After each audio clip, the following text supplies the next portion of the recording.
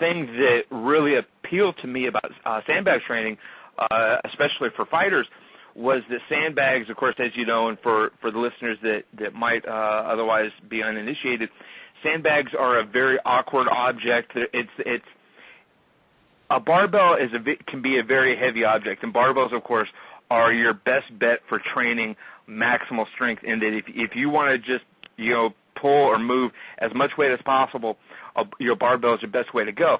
However, take a look let's take a look at a bench press, for example. Mm-hmm. You might find a guy that can bench press 300 pounds. Okay, does that mean that guy can grab a pair of 150-pound dumbbells and press those? Usually not. Now it doesn't make much sense.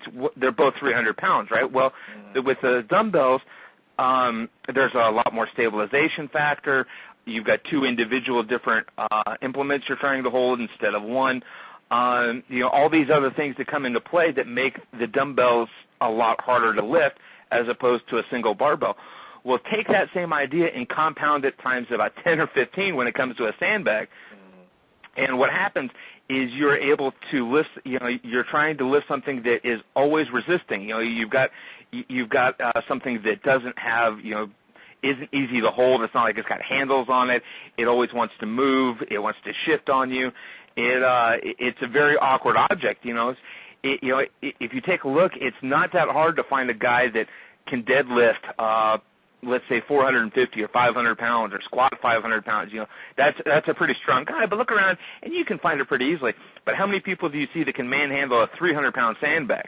Very, very few. And the guys that do are pretty damn strong. Exactly. Well, so that really tells you, well, how is so obviously it's not just the weight, I guess, is the point I'm trying to make. It's the fact that it's a lot harder to move, and it has a lot more applicability and a lot more carryover to mixed martial arts, wrestling, grappling, because you're dealing kind of with the same thing. You might be dealing with an opponent that, of course, at that time, back when I first started sandbag training, in the mixed martial arts realm anyway, there wasn't much in the way of weight classes. Of course, now there are.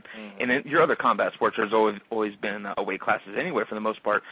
But even if you're dealing with a guy that weighs the same as you do, his body weight isn't uniform. It's not like a barbell or even dumbbells per se that he's got some sort of a handle he can grab. He's resisting against you.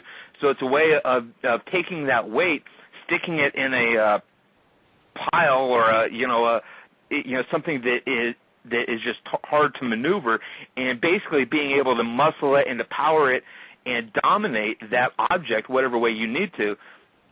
So I found that you could take a 100-pound sandbag and you could make it infinitely harder than even moving around, let's say, a 200-pound barbell. And it had a lot more applicability and carryover, not over to martial arts, but it made you, it kind of gave you that, what some people call that old man strength or that farm boy strength. You've seen the proverbial, the farm boy or whatever that doesn't do much in the weight room, but then he gets out and he's carrying buckets or moving hay bales or whatever, and he can outwork just about anybody.